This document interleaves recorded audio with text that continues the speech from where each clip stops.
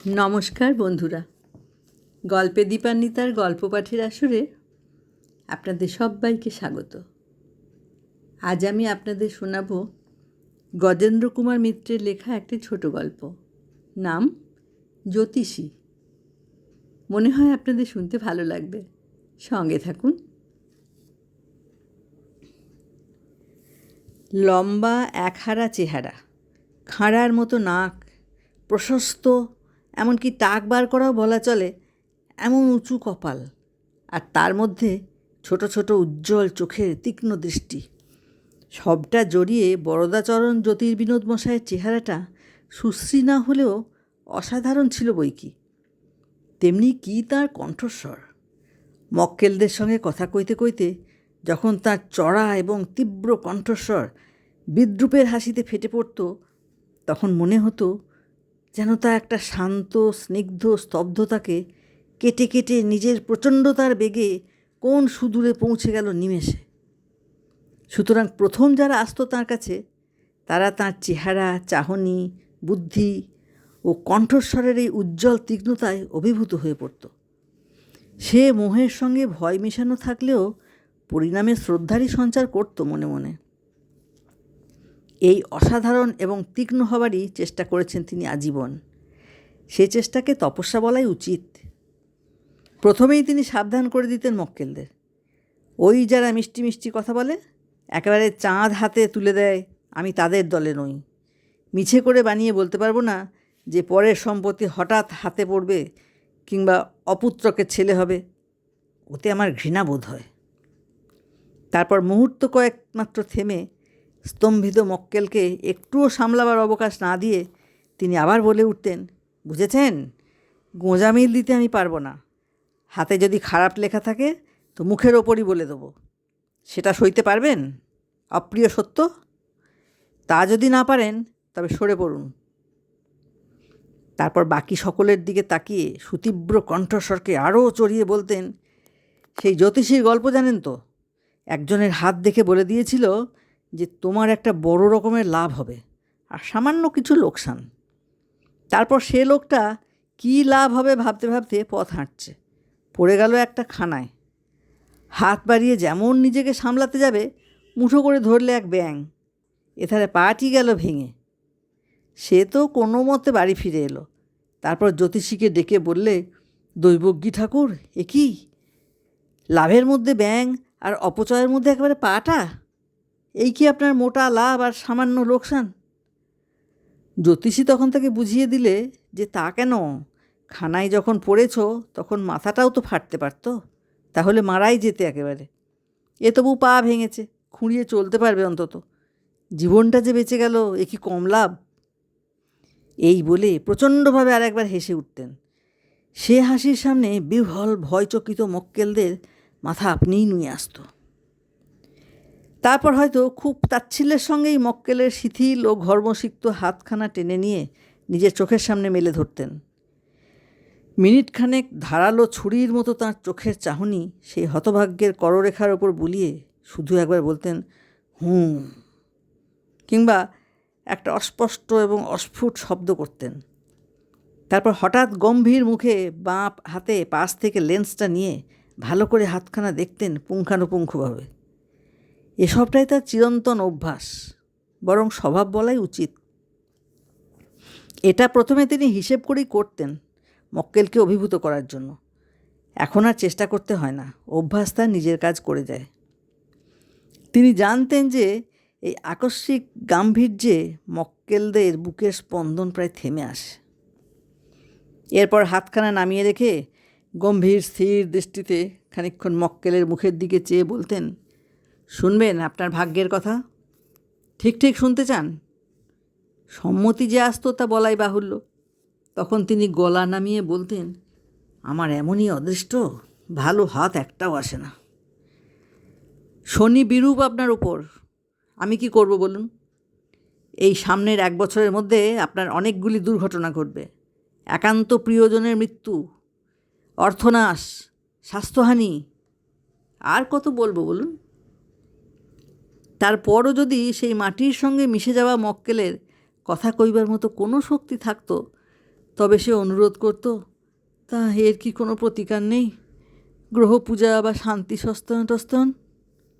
আবার চড়া সুরে বেজে উঠত বরদা জ্যোতিষীর গলা, না মশায়, ওসব কথা আমার কাছে বলবেন না। তাহলে যান ওইসব বুজরুকদের কাছে, যারা বোকা বুঝিয়ে আপনার 250 টাকার নবগ্রহ কবচ গছাবে কিংবা যজ্ঞ করবার জন্য 150 টাকার ফর্দ দেবে। ওটি আমার দ্বারা হবে না। কত হাজার মাইল দূরে বসে যেসব গ্রহ এমন করে মানুষের ভাগ্য নিয়ন্ত্রণ করছেন, যার সুস্পষ্ট নির্দেশ আপনার হাতের চামড়ায় আঁকা রয়েছে, তাদের হারিয়ে দেবেন কবচ পড়ে কিংবা আগুনে একটু ভেজাল ঘি ঢেলে? অতই সহজ? আপনারা তো লেখাপড়া শিখেছেন, আপনাদের কমন সেন্স কী বলে? তাহলে কি কোনো উপায় নেই?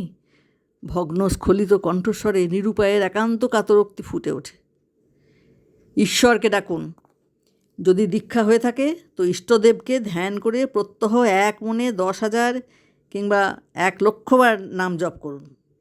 জপাত সিদ্ধ, জপাত সিদ্ধি, জপাত সিদ্ধির্নং সংশয়।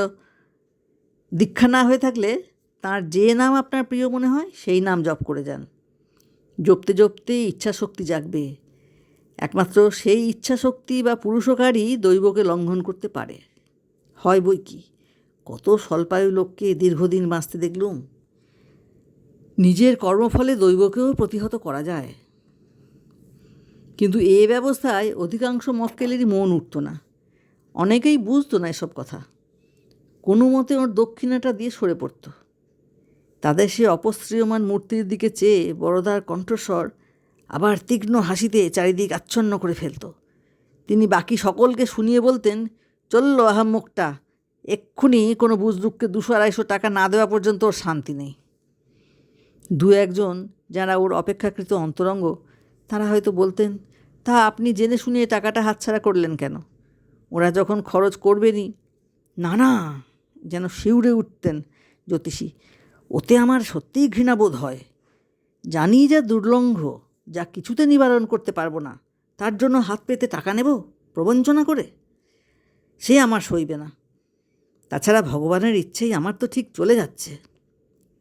এখানে তার কণ্ঠস্বরে আবার বিদ্রূপের আভাস জাগত। মজা হচ্ছে এই, যেখানে যত বুজরুকের কাছেই যাক, একবার করে আমার কাছেও আসবে ঠিক। জানে যে এখানে সত্যি কথা পাবে। যা কিছু অমঙ্গল, যা কিছু আশঙ্কার, যা কিছু ভয়াবহ, ওরা জানে যে আমার চোখেই পড়বে ঠিক। বলতে বলতে তার উজ্জ্বল চোখ আরও উজ্জ্বল হয়ে উঠত। অজানা কি একটা উত্তেজনায় যেন হাঁপাতে থাকতেন।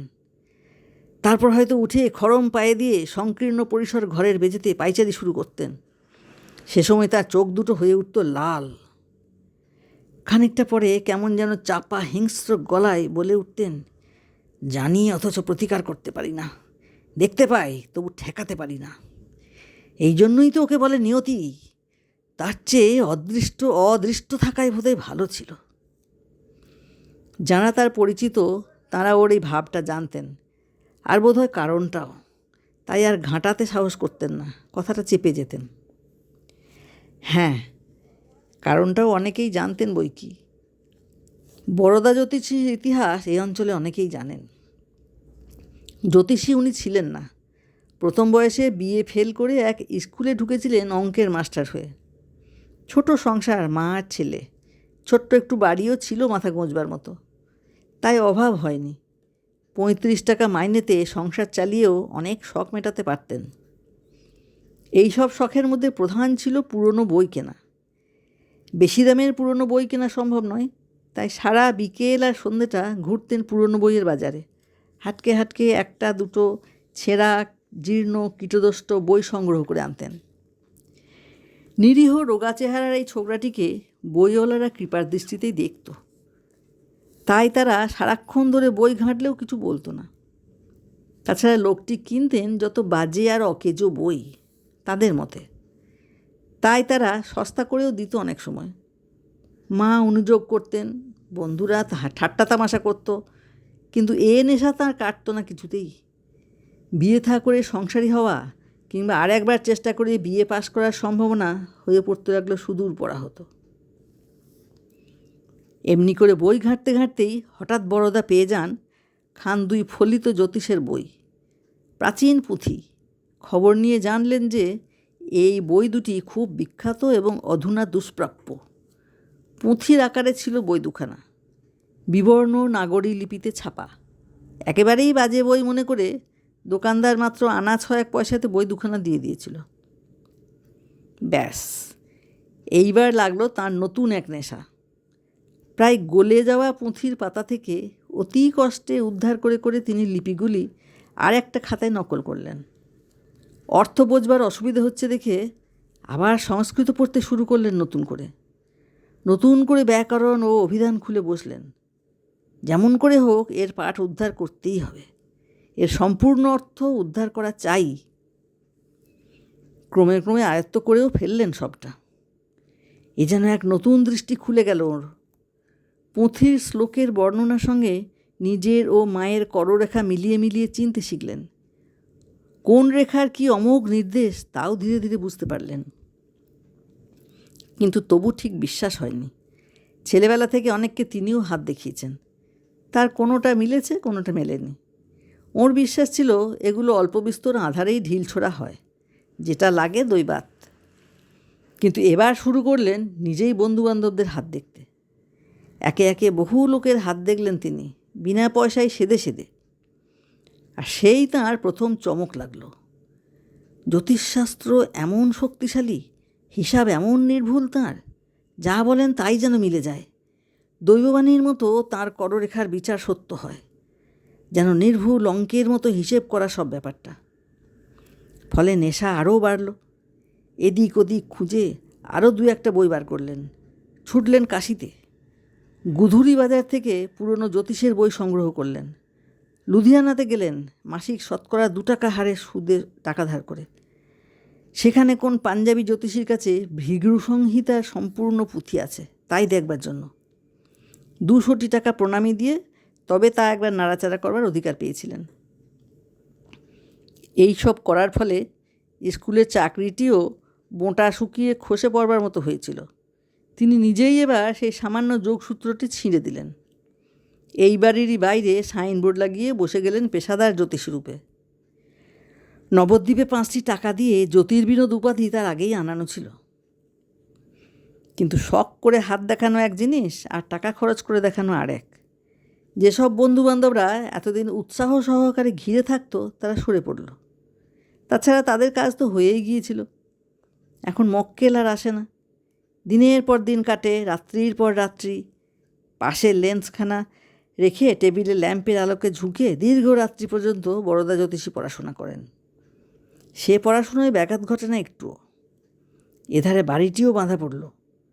মা অনুযোগ করে করে হাল ছেড়ে দিলেন। এ আবার কি শখ বাপু, যা হয় একটা চাকরি বাকরি দেখে নে, মাথা গোঁজবারের স্থানটুকুও গেলে দাঁড়াবি কোথায়? কিন্তু বরদা জ্যোতিষী তাঁর নিজের ভাগ্য তখন দেখে নিয়েছেন। এই তাঁর বৃত্তি, এই বৃত্তিতেই তার জীবন ধারণ করতে হবে।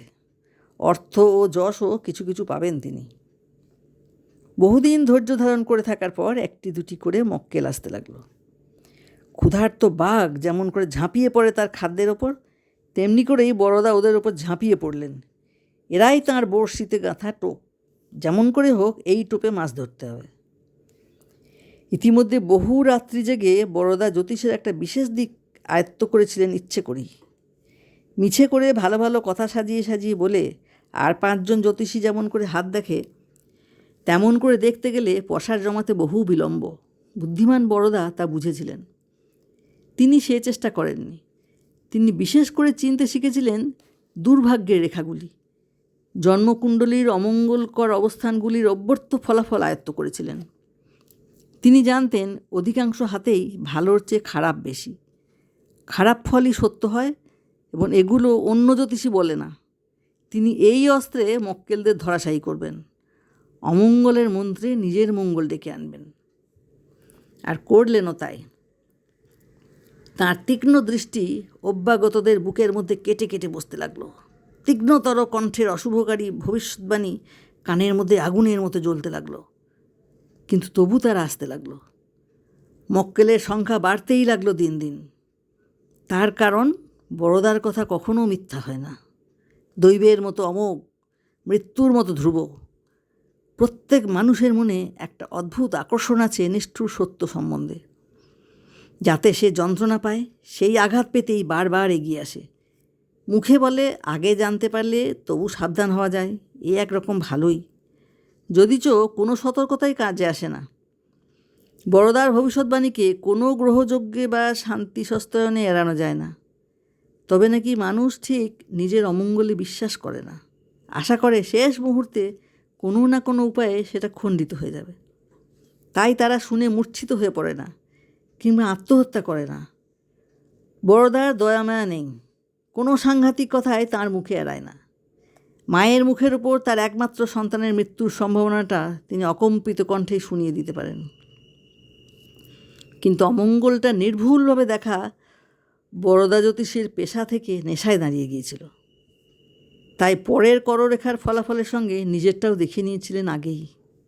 দুটি সাংঘাতিক ফল, কঠিন মৃত্যুঘাতী সে কথা। কয়বার ঘুরিয়ে ফিরিয়ে বিচার করেছেন বড়দা। কররেখায় বিশ্বাস হয়নি, জন্মকুণ্ডলী খুলে বসেছেন ঘণ্টার পর ঘণ্টা। জন্ম সময় সম্বন্ধে সংশয় হয়েছে, গণনা করে বার করেছেন নিজের জন্ম তারিখ ও ঘণ্টা। ছুটে গিয়েছেন কাশীতে, গিয়েছেন কাশ্মীরে, ভৃগু সংহিতার সঙ্গে মিলিয়েছেন। না, ভুল কোথাও নেই। মাতৃঘাতী যোগ আছে তার হাতে। আর যখন কোনো মতেই এটাকে উড়িয়ে দেওয়া গেল না, তখন তিনি মনস্থির করে ফেললেন, শাস্ত্রমতে যা সবচেয়ে কঠিন যজ্ঞ তাই তিনি করবেন প্রথমটা এড়াবার জন্য। আর দ্বিতীয়টা খুব সোজা, তিনি বিয়েই করবেন না। ইতিমধ্যে বয়সও তো হয়ে গেছে প্রায় 35, কি দরকার ও ঝামেলায় জড়াবার। তিনি তন্ত্রের পুঁথি খুলে বসলেন নিজেই। আছে স্ত্রীর কুলোত্যাগিনী হবার সংবাদ। ছুটে গেলেন বড় বড় পণ্ডিতদের কাছে, সব শ্লোকের সম্পূর্ণ অর্থ তাঁর ঠিক বোধগম্য হচ্ছে কি না সেইটা মিলিয়ে নিতে। মন্ত্রের ঠিক ঠিক উচ্চারণ আয়ত্ত করার জন্য হিন্দুস্তানি পণ্ডিতদের কাছে গেলেন। কিন্তু তার আগে আর একটা উপায় চিন্তা করে মায়ের কাছে কথাটা পারলেন। মা, তুমি তীর্থবাস করতে চেয়েছিলে, এখন যাবে? এখন তো যা হোক একটু সচ্ছল অবস্থা হয়েছে, কাশীতে গিয়ে থাকো না। মা আমতা আমতা করে বললেন, তা বটে, তীর্থে থাকতে কার না স্বাদ। তবে তোর একটা দেখাশোনার লোক হলো না, ঘর সংসারই বা দেখে কে, তোকে ভাত জল দেওয়া। একটু অসহিষ্ণুভাবেই বলেন বড়দা, সে ভাবনা আর কতকাল ভাববে মা? তুমি মরে গেলে কে আমাকে দেখবে? সে তখন আলাদা কথা, বেঁচে থাকতে না ভেবে কি করি বল? তাহলে তুমি যাবে না? তুই একটা বিয়ে কর তো যাই। সে আমি পারবো না, দৃঢ় কণ্ঠে বলেন বড়দা। তাহলে আমিও যাব না। আরও পীড়াপিড়িতে আসল কথাটা বলে ফেললেন। এই বুড়ো বয়সে শরীর ভেঙে আসছে, এখন একা কোন নির্বান্ধব পুরীতে থাকবো বল দেখি, বড় ভয় করে যে। বেশ, সঙ্গে যদি লোক দিই? বড়দা প্রশ্ন করেন। কেন বল দেখি, আমাকে তাড়াবার এত তাগিদ? আমি না বিদেয় হলে বুঝি বিয়ে করবি নি? লোকই না হয় দিলি, হঠাৎ যদি মরে যায়, এক ছেলে, একটু জলও পাবো না। অগত্যা সে প্রস্তাব বন্ধ করতে হয়। এই একমাত্র ক্ষেত্র যেখানে আসল কথাটা বলা চলে না। বললেও মা বিশ্বাস করবেন না। ছেলের অসাধারণ মাতৃভক্তির কথা তিনি সকলকে গর্ব করে বলে বেড়ান। সুতরাং শেষ পর্যন্ত যজ্ঞেই বসতে হয়। নিজে নিষ্ঠাপূর্বক সমস্ত আয়োজন করেন। ঘি তৈরি হয় গরুর দুধ থেকে, সর জাল দিয়ে। এতটুকু ত্রুটি কোথাও না থাকে এই প্রতিজ্ঞা। আগের দিন উপবাস করে থাকেন, পাঁজি দেখে সময় ঠিক করে যজ্ঞে বসেন। জ্ঞানত কোথাও কোনো খুঁত রইল না। যজ্ঞের শেষে বিধিপূর্বক কবচ বেঁধে দিলেন মায়ের হাতে। কারণ বললেন, তোমার একটা বড় ফাঁড়া আছে মা, শিগগিরই। মা বিস্মিত হয়ে বললেন, এই এত বড় জাগটা করলি তুই আমার জন্য? হ্যাঁ, বলিস কি রে, কি পাগল রে তুই? কেন পাগল কেন? আমি তো বুড়ো হয়েছি, না হয় মরলুমই, তার জন্যে এত? সে তুমি বুঝবে না। কথাটা সেদিন এইখানেই চাপা পড়ল বটে, কিন্তু শেষ হলো না। মুখে ব্যাপারটা যতই তুচ্ছ বলে উড়িয়ে দিন, মায়ের মনের মধ্যে সেটা বহুদূর প্রসারী হয়ে আশ্রয় নিলে। কয়েকদিন ধরে এই কথাটা মনে মনে নাড়াচাড়া করে একদিন এসে বললেন, বাবা, একটা কথা বলবো তোকে, রাখবি? বড়দা বললেন, বিয়ের কথা ছাড়া যা বলবে তুমি রাখবো। মা বললেন, এই তো কথা দিচ্ছিস? বড়দা ঘাড় নাড়লেন। মা বললেন, ভাঁড়ার কথা তো কিছু বলা যায় না বাবা, তাছাড়া এমনিই তো প্রায় 60 বছর বয়স হলো, কবে আছি কবে নেই। তুই আমাকে নিয়ে একটু তীর্থ করিয়ে দে। তাছাড়া শুনেছি তীর্থস্থানে অনেক সময় গ্রহ ফাঁড়া কাটে। জ্যোতিষী বিস্মিত হলেও মুখে সেটা প্রকাশ করলেন না। সময় নিকট হয়ে আসছে, কি তারই পূর্বাভাস? খানিকটা চুপ করে থেকে বললেন, যদি লোক দিই সঙ্গে? না, সে হয় না। মরণের সময় তুমি কাছে থাকবে না, এ হতে পারে না। তোমাকে ছাড়া আর আমি থাকবো না। বেশ, তাই হবে। দেনার শেষ 1000 টাকা শোধ করবেন বলে জ্যোতিষী তৈরি হচ্ছিলেন। সেই টাকা সম্বল করেই দোরে তালা দিয়ে বেরিয়ে পড়লেন। ভারত ভূমিকে বামাবর্তে পরিক্রমা করলেন তিনি। কলকাতা থেকে পুরী, সেখান থেকে সিংহাচল, গোদাবরী, পক্ষীতীর্থ, শ্রীরঙ্গম, রামেশ্বর হয়ে বোম্বের পথে নাসিক, পঞ্চবটী, প্রভাস, দ্বারকা, পুষ্কর সেরে মথুরা, বৃন্দাবন হয়ে সোজা চলে গেলেন হরিদ্বার। সেখান থেকে কুরুক্ষেত্র, প্রয়াগ হয়ে কাশী এসে নামলেন। মাকে বললেন, মোটামুটি তোমার সব সারা হয়ে গেল মা, বাকি রইল শুধু গয়া। যাবার পথে বাবার পিণ্ডটা দিয়ে ফিরব। তা যা হয় করিস বাবা, এখন কাশীতে 2 দিন বিশ্রাম কর। বাবা, হাঁপিয়ে উঠেছি। বড়দাও ক্লান্ত হয়ে পড়েছিলেন। প্রস্তাবটা তার ভালো লাগলো। তাই ধর্মশালাতে 3 দিনের বেশি থাকতে দেয় না বলে পাণ্ডার সহায়তায় গণেশ মহল্লায় একটা বাড়িতে দৈনিক 4 আনা ভাড়ায় ঘর ঠিক করলেন। বাঙালি ব্রাহ্মণ স্ত্রী পুত্র নিয়ে থাকেন সে বাড়িতে, তিনিই ঘর ভাড়া দেন। সংসার চালাবার এই একমাত্র অবলম্বন। তার নিজের দুর্দান্ত হাঁপানি, কাজকর্ম কিছুই করতে পারেন না। এ আয়েই বা কী হয়, শুধু কাশি জায়গা বলেই চলছে। ওধারে মেয়ে বিবাহযোগ্যা হয়েছে, 18 পেরিয়ে যায়, বিয়ে দেবার কোনো উপায় তিনি দেখতে পাচ্ছেন না। পয়সা নেই, কে আর নেবে তার মেয়েকে, ইত্যাদি অনেক দুঃখের কথা বললেন বাড়ি ভাড়া দেবার সময় ভদ্রলোক। বড়দা কৌতূহলী হয়ে মেয়েটির দিকে তাকালেন। বেশ সুশ্রী মেয়ে, যৌবনে ও স্বাস্থ্যে টলমল। ময়লা কাপড়ে ও নিরাভরণ অবস্থাতেও সে দৃষ্টি আকর্ষণ করে। মনে মনে স্থির করলেন বড়দা, অবসর সময়ে মেয়েটির হাতটা দেখবেন। কিন্তু সে অবসর আর মিলল না। সেই দিনই মা গেলেন কেদারনাথ দর্শনে। কি মনে হলো, বললেন, এখানে স্নান করবো বাবা একটু। সে কি মা, এই অসময়ে? সকালে তো স্নান করেছ। তা হোক বাবা, এসেছি, এখানে স্নান করব না? তিনি নামলেন জলে। 2 পা নেমেই কিন্তু বলে উঠলেন, এ যে বড্ড পেছল রে, ও বাবা, ধর ধর আমাকে। তখন স্নানার্থী কম, অপরে কেউ হাত ধরবে সে সম্ভাবনাও নেই। বড়দা ব্যস্ত হয়ে জামা কাপড় শুদ্ধ নেমে এলেন, কিন্তু তাড়াতাড়িতে তিনি সাবধান হননি, তাঁরও পা গেল পিছলে। সেই অবস্থাটা সামলাবার আগেই তিনি গিয়ে পড়লেন মায়ের ওপর। হাত ধরার আর অবসর হলো না, চোখ মেলবার আগেই মা কোথায় তলিয়ে গেলেন। তারপর চেঁচামেচি হইচই, যা হবার সবই হলো। অনেক কষ্টে, বহু চেষ্টায় দেহ খুঁজে পাওয়া গেল, কিন্তু সে মৃতদেহ। বড়দা কথা কইলেন না, কাঁদলেন না, চুপ করে একদিকে চেয়ে বসে রইলেন। শুধু দৃষ্টিটা তাঁর যেন আরও উগ্র, আরও ভয়ানক হয়ে উঠল। যাই হোক, লোকজন ততক্ষণে বিস্তর এসে জড়ো হয়েছিল। খবর পেয়ে ওর নতুন বাড়িওয়ালাও এলেন, সঙ্গে তার মেয়ে সরমা।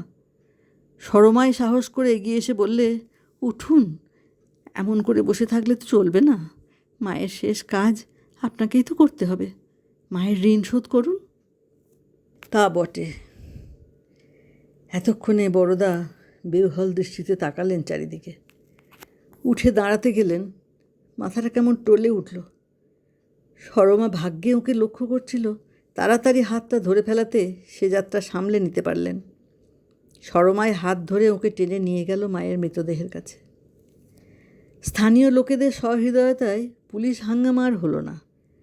শবদাহ করার অনুমতি পাওয়া গেল সহজেই। মণিকর্ণিকায় নিয়ে যাওয়ারও লোক মিলল। শেষ কাজ ভালোভাবেই সুসম্পন্ন হয়ে গেল। কিন্তু দাহ সেরে বাড়ি ফিরে বড়দা যেন একেবারে ভেঙে পড়লেন। হাত পা যেন তাঁর নয়, নিজের কোনো ইচ্ছা শক্তিও নেই। বিহ্বল জড়ো হয়ে পড়েছেন।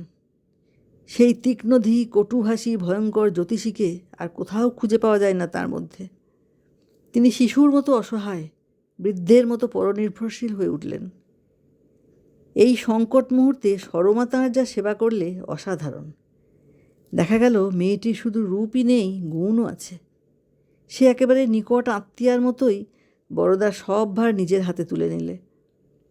যেন বহুকালের পরিচয় এইভাবে সে সমস্ত লজ্জা ও সংকোচ কাটিয়ে ওর কাছে এসে দাঁড়ালো। নিপুণা গৃহিণীর মতোই সব দিকে তার নজর, জননীর মতোই অতন্দ্র ও অস্খলিত তাঁর সেবা। বড়দা মুগ্ধ, কৃতজ্ঞ না হয়ে পারেন না। সব ভারী তিনি এই মেয়েটির ওপর তুলে দিয়ে যেন বাঁচলেন। দুপুরের হবিষ্যের জোগাড় করা, রাত্রের জল খাবার, শ্রাদ্ধের তিল বাছা, সব কাজই সহজে সরমার উপর এসে পড়ল। বড়দার নির্লিপ্ত উদাসীনতার সঙ্গে চেয়ে চেয়ে দেখতে লাগলেন শুধু। শ্রাদ্ধ শান্তির পর বড়দা বাড়ি ফেরবার জন্য প্রস্তুত হলেন। বিদায়ের পূর্বে সরমার বাবাকে প্রণাম করতে গিয়ে কথায় কথায় বললেন, আপনাদের ঋণ আমার শোধ করবার উপায় নেই, তবু যদি কিছু করবার থাকে তো বলুন, আপনাদের সামান্য কিছু উপকার করতে পারলে খুশি হব। ব্রাহ্মণ খানিক চুপ করে থেকে বললেন, সত্যি সত্যি উপকার করতে চান? করবেন? নিশ্চয়ই করব, অবশ্য সাধ্যে কুলোলে। কথা দিচ্ছেন? হ্যাঁ। তাহলে আমার কন্যাটিকে আপনি গ্রহণ করুন, ও আপনার খুব অনুপযুক্ত হবে না। সে কি? শিউরে ওঠেন বড়দা। ব্রাহ্মণের কন্যাদায়ের কাছে আর কি আছে বলুন? আপনিও ব্রাহ্মণ, ব্রাহ্মণই ব্রাহ্মণের গতি। কিন্তু বিবাহ আমি যে কখনো করব না স্থির করেছি। ও, স্থির করেছেন, সেটা কোনো বাধা নয়। আপনি আমাকে কথা দিয়েছেন যে সম্ভব হলেই আপনি আমার অনুরোধ রাখবেন, এক্ষেত্রে অসম্ভব কোনো বাধা নেই। আপনি সেসব কথা বুঝতে পারছেন না, সে হবার নয় কার্তিকবাবু, ব্যাকুল হয়ে বলেন বরদা জ্যোতিষী। মধুতিক্ত কণ্ঠে কার্তিকবাবু বললেন, হবার নয় যে তা তো জানি, তাই তো চুপ করেই ছিলাম। দরিদ্রের কন্যাকে কে আর নিতে চাইবে বলুন? নেহাত আপনি কথাটা তুললেন বলেই তাই। অভিমানের সুরই তার কণ্ঠে। বড়দা একবার চোখ বুজে মাকে স্মরণ করবার চেষ্টা করলেন। তাঁর মানসচক্ষুতে ফুটে উঠল নিজের কররেখার সুস্পষ্ট ইঙ্গিত, কিন্তু সে মুহূর্তের জন্য। তারপরই সেসব ছবি মিলিয়ে একাকার হয়ে জলজল করতে লাগলো একটি যৌবন বিকশিত মুখের সরস পরিপূর্ণ ওষ্ঠাধর, বিচিত্র এক লাস্যভরা হাসি এবং দীর্ঘ পক্ষবেষ্টিত চোখের আবেশ ভরা মদির চাহনি। সরমা, তাই তো বটে। অস্ফুট কণ্ঠে বরদা জ্যোতিষী বললেন, নিয়তি। কার্তিকবাবু ব্যগ্রভাবে প্রশ্ন করলেন, কি বললেন? বরদা একটা দীর্ঘ নিঃশ্বাস ফেলে জবাব দিলেন, তাই হবে। আপনাকে আমি কথা দিলাম, তবে মাস 6 অপেক্ষা করতে হবে। মাস 6 পরে কাশিতে এসেই মায়ের সপিণ্ডকরণ সেরে নেব, সেই সময় বিবাহ হবে। আমার কিন্তু কিছু দেবার সম্পত্তি নেই, 1 ভরি সোনাও বোধহয় দিতে পারবো না। দরকার নেই, আপনি রুলি দিয়েই বিয়ে দেবেন। বরদা জ্যোতিষীর মতো চেহারার এবং বয়সের পাত্রকে সরমার মতো মেয়ের হয়তো পছন্দ হবার কথা নয়, কিন্তু সরমা তবু আর 5টা সাধারণ মেয়ের মতোই স্বামীকে একান্ত মনে অবলম্বন করতে, ভালোবাসতে চেয়েছিল। আশ্চর্য এই যে বাধা এলো বড়দার কাছ থেকেই। কিসের সে বাধা? ওর এই আবেগময় আত্মনিবেদন গ্রহণ করতে কোথায় বড়দার সংকোচ, তা সরমা বুঝতে পারে না। ব্যথিত হয়, বিস্মিত হয়। তবু বাধা আছে একটা কোথাও, এটা ঠিক। আদালতে প্রমাণ করবার মতো তার কোনো প্রত্যক্ষ তথ্য না থাকলেও সরমা সমস্ত অন্তর দিয়ে সেটা অনুভব করে। কোথায় একটা প্রাচীর আছে দুজনের মধ্যে, আর সে প্রাচীর দিন দিন বেড়েই যাচ্ছে। সরমা যখন আবেশে, আনন্দে, অত্যুগ্র কামনায় ওকে জড়িয়ে ধরতে যায়, তখন বেশ অনুভব করে যে বড়দা কেমন যেন সিঁটিয়ে ওঠেন, কঠিন হয়ে যান। ওর যৌবনপুষ্ট কমনীয় বাহু দিয়ে স্বামীর গলা জড়িয়ে নিজের ওষ্ঠাধর এগিয়ে নিয়ে গেলেও তার চুম্বন করতে মনে থাকে না, বরং কেমন একটা অদ্ভুত দৃষ্টিতে তাকিয়ে থাকেন ওর মুখের দিকে। নিজের বাসনা ধিক্কৃত হয়ে ফিরে আসে। রাত্রে রসালাপ জমে না, কথা কইলে উত্তর মেলে না, আপন মনেই কি ভাবতে থাকেন বড়দা। ক্রমশ সরমা অনুভব করে যে তার সম্বন্ধে একটা সন্দিগ্ধ ভাব আছে বড়দার মনে। যখন যেখানে যে কাজই থাক না কেন, মনে হয় তার একটা সজাগ চোখ আর কান ওকে অনুসরণ করছে সর্বদা। সোজাসুজি যখন তাকিয়ে থাকেন তখনও সে দৃষ্টিতে রূপ যৌবনের প্রশংসা ফুটে ওঠে না, ফোটে না তাতে লালসা, শুধু একটা সন্দেহ, একটা অবিশ্বাস, নির্ভরশীলতার অভাবই দেখতে পায়। তবু সরমা বোঝে যে এটা স্ত্রী সম্বন্ধে স্বামীর ঠিক সাধারণ অবিশ্বাস বা সন্দেহ নয়, তাছাড়াও কিছু একটা। কী যেন ভাবেন ইনি সদা সর্বদা, আর সে তাকে কেন্দ্র করেই। কিন্তু রাগ হয় ওর এই জন্য যে এ সম্বন্ধে প্রশ্ন করেও বড়দার কাছ থেকে কোনো জবাব পাওয়া যায় না। কী ভাবেন উনি, কেন ভাবেন, কি মনে করেন ওকে? ওকে কি তার বিশ্বাস হয় না? কেন হয় না? আরও কি চান উনি ওর কাছ থেকে? এসব প্রশ্নের কোনো জবাবই মেলে না, শুধু সেই বিচিত্র চাহনি মেলে স্থির হয়ে থাকেন বড়দা। ওর অন্তরের সমস্ত আকুলতা যেন এক পাষাণ প্রাচীরে ঠেকে বৃথায় মাথা কুটে ফিরে আসে। তবু কিছুদিন সে তাঁর সান্নিধ্য পেয়েছিল, আদর না হোক আদরের অভিনয়ও করেছিলেন। ক্রমশ সে সুখও চলে গেল। বড়দার পসার বেড়েছে, বাইরে ডাক ও কাজ দুই বেশি। লোক যখন থাকে না তখন থাকে ঠিকুজি বা কুষ্টি করার কাজ, তাও যখন থাকে না তখন টেবিল ল্যাম্পের আলোতে ঝুঁকে পড়ে পুঁথি আর খাতার পাতা উল্টান। মাঝে মাঝে নিজের কররেখার দিকে তাকিয়ে থাকেন এক দৃষ্টে। সরমার যৌবনের সুরা যত তাঁকে মাতাল করতে চায়, ওর রূপের আগুন তাঁর দেহের পতঙ্গটাকে যত আকর্ষণ করে, ততই তিনি কঠিন হয়ে থাকতে চেষ্টা করেন, আর বারবার ব্যর্থ আগ্রহে পুঁথির পাতার মধ্যে সান্ত্বনা খুঁজতে চেষ্টা করেন। যদি এখনও কোথাও তাঁর হিসেবের ভুল বার হয়, যদি এখনও মিথ্যা প্রতিপন্ন হয় তাঁর আশঙ্কা। এমনি করে ভুল বোঝবার পাঁচিল ধীরে ধীরে দুর্লঙ্ঘ হয়ে ওঠে। আশঙ্কা আর সংশয় থেকে বিতরাগ, বিতরাগ থেকে বিদ্বেষ জন্মায় সরমার মনে। ও বিদ্রোহ করে স্বামীর এই অকারণ সন্দিগ্ধতার বিরুদ্ধে। ওর পরিপূর্ণ যৌবনের ডালি স্বামী তো দুপায়ে করে সরিয়ে দিয়েছেন, যাতে তার প্রয়োজন নেই, লোভ নেই, তার সম্বন্ধে এত সতর্কতা কেন, এত আগলাবার চেষ্টা কেন? সে কি করেছে, কার সঙ্গে মিশেছে, মিশবার লোকই বা কই?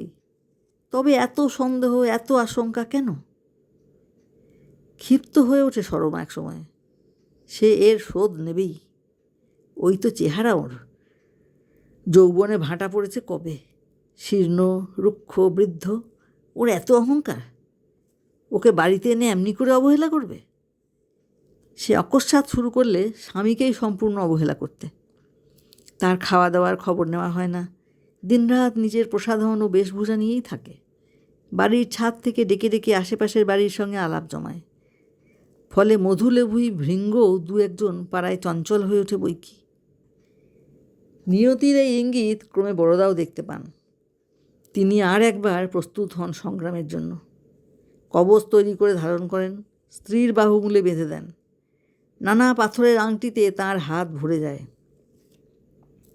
এধারেও সতর্কতার শেষ নেই। ছাদে উঁচু করে পাঁচিল তুলে দিলেন। বাইরের লোকজনের সঙ্গে মেশা নিষিদ্ধ হলো। কড়া পাহারা দিতে লাগলেন সর্বদা নিজেই।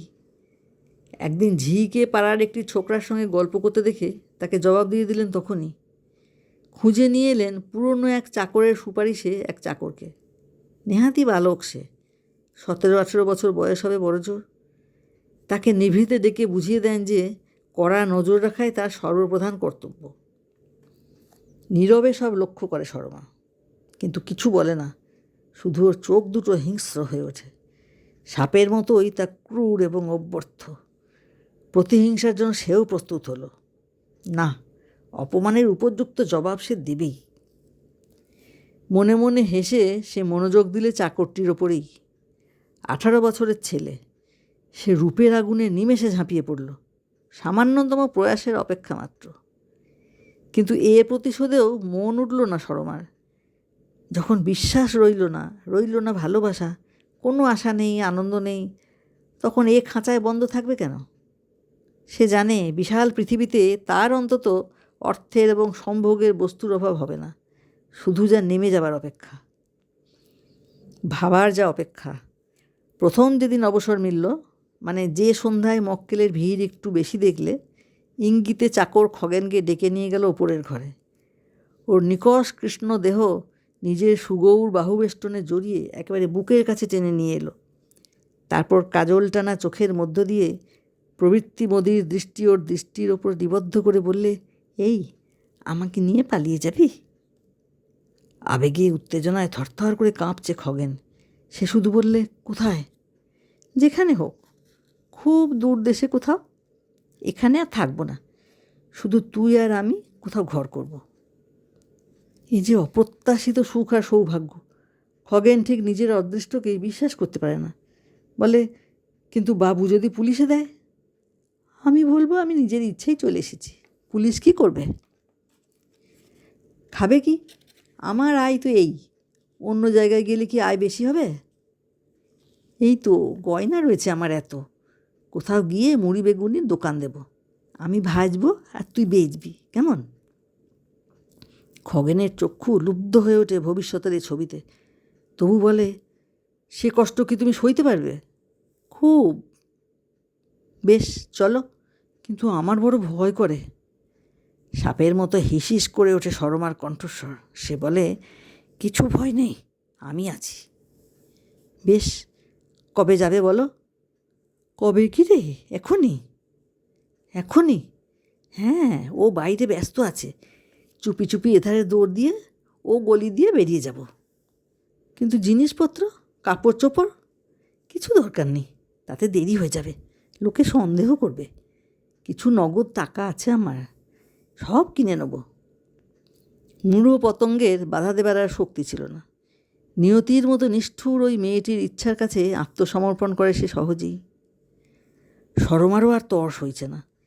খগেনকে ওর প্রয়োজন ছিল না, প্রয়োজন থাকবেও না দুদিনের বেশি। এটা শুধু চরম প্রতিশোধ নেওয়া ওর স্বামীর ওপর। ওর চোখ অদ্ভুত একটা আনন্দে জ্বলতে থাকে। তখনই এক বস্ত্রে খগেনের সঙ্গে সে গৃহত্যাগ করলে, ফেলে রেখে গেল শুধু বাঁ হাতে বাঁধা কবচখানা।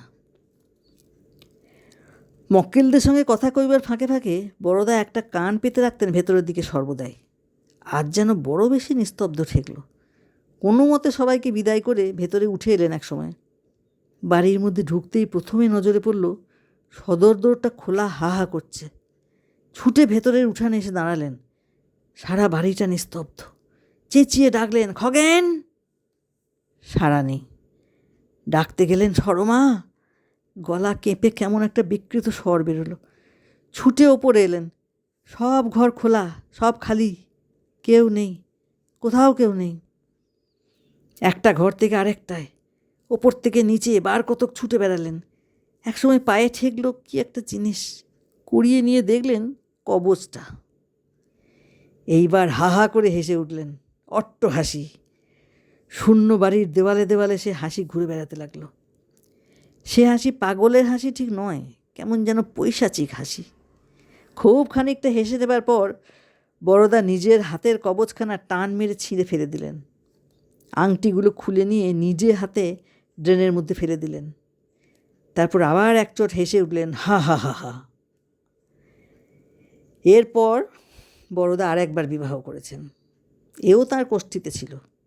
এ স্ত্রীকে কারণে অকারণে নানা রকম নির্যাতন করেন। জানেন যে এ কোথাও যাবে না, এবার তিনি নিশ্চিন্ত। কিন্তু এরপর থেকেই মানুষের ভাগ্যের অন্ধকার দিক দেখার নেশা যেন তার আরও বেড়ে গিয়েছে। সে ক্ষমতাও যেন দিন দিন মানুষের সাধারণ ক্ষমতাকে ছাপিয়ে চলেছে। তীক্ষ্ণ কণ্ঠকে তীক্ষ্ণতর করে নির্মম ও অব্যর্থ অমোঘ নির্দেশকে তিনি অনায়াসে উদ্ঘাটিত করেন। হতচকিত ভাগ্যতাড়িত হতভাগ্যদের পাংশু বিবর্ণ মুখের দিকে চেয়ে তিনি যেন কি এক অপূর্ব আনন্দ পান, কেমন একরকম প্রতিহিংসার আনন্দ। আর মাঝে মাঝে হেসে ওঠেন অস্বাভাবিক রকমের তীক্ষ্ণ আর তীব্র বিদ্রুপের হাসি। সে হাসি যেন চারিদিকের স্তব্ধতাকে কেটে কেটে দূর থেকে দূরান্তরে বিস্তৃত হয়ে পড়ে।